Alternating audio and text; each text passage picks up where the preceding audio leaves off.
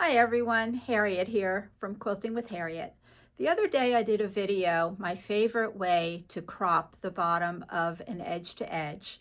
And my mistake, I didn't realize the screen was so bad on my Pro Stitcher with the camera that I was using. So I'm back to using my phone where I can zoom in and it's a nice clear picture, and now you'll be able to see the entire process. So I apologize for the last video. I took it down. Take a chance, watch this one, hit the like button, and I'll show you my favorite way. I've been an educator for 16 years with Handy Quilter, and I've learned many different ways to crop an edge to edge at the bottom of my quilt, but I keep going back to this process. I really like this process because it gives me the precision that I want.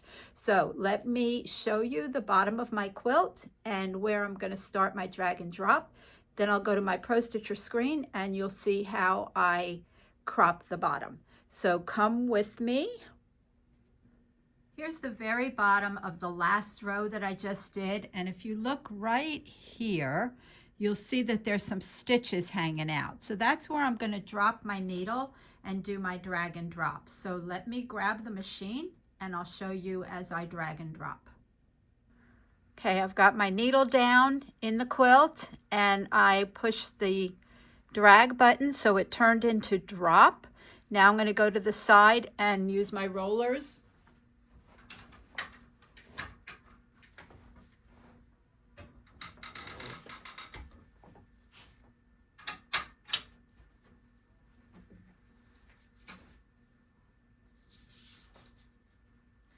I'm putting my clamps back on.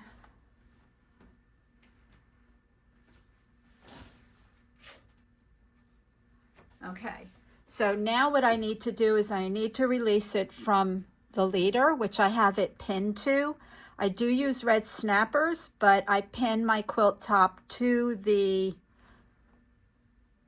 leader. So let me hit the drop on my Pro Stitcher because that's the position I want. Underneath is nice and smooth. My clamps are back on, and I hit drop and I raise my needle. So now I'm going to get my pin bowl and I'm going to put it here on my rail. I'm going to bring my machine over to the edge.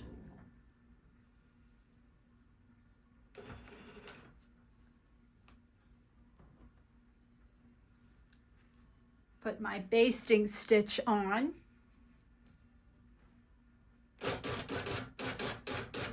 And start pulling out about 5 pins.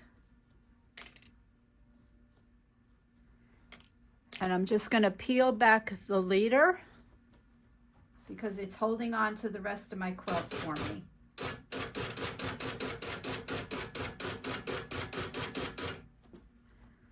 Grab a couple more pins.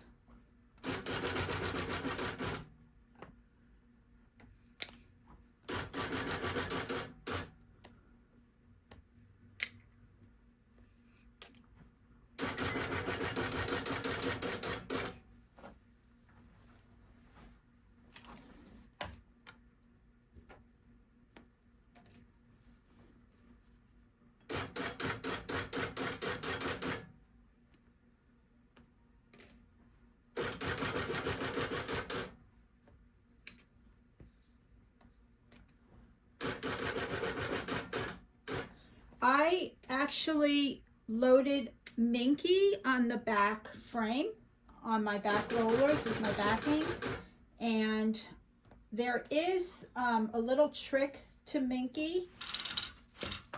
It does have a stretch one way more than the other. So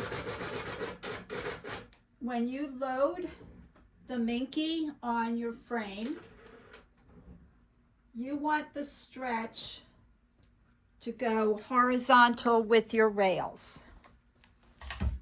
So let me get my machine back here. Can you all see back here the definition in that Minky? Look how pretty that is. Look at that. So the stretch is actually going this way, and I have it loaded big enough for my quilt, long enough in the length. And when I put my clamps on the sides, I don't want to pull really hard. I just need it to hold it there. So make sure that you have your stretch going horizontal with your rails, and then you'll have no problem with it at all. This is a digital print that I'm quilting here, so I changed to a ballpoint needle because sometimes when your needle goes into the digital fabric, it's going to give you a run, like a stocking run. So you'll get that white line in there because of the way it's made. So change to a ballpoint needle when you're doing your digital prints. Okay, so let me bring you to my screen. Where my crosshair is right now, that's the bottom of the last row that I just stitched. That was the bottom of that green border there. So when I crop now, I'm going to capture just a little bit of that row in my multi-point. Now, one of the first things I'm going to do is I'm going to hit cancel right here on the bottom because I have an area and I don't need that area because I'm going to create a new area. So I'm going to hit cancel, and then I'm going to come up to my area and I'm going to say area clear. Now I'm ready to start a new area. So I'm going to go to my quilt and I'm going to multi-point a new area. So now using the handlebar on my Amara 24, I'm going to multi-point. I'm into about 2 inches of the previous row. So multi-point, come down to my bottom, multi-point, go across.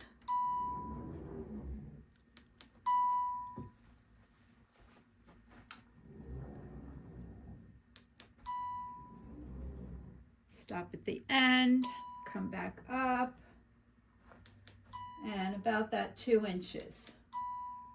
Okay, so now we're going to see what I multi-pointed.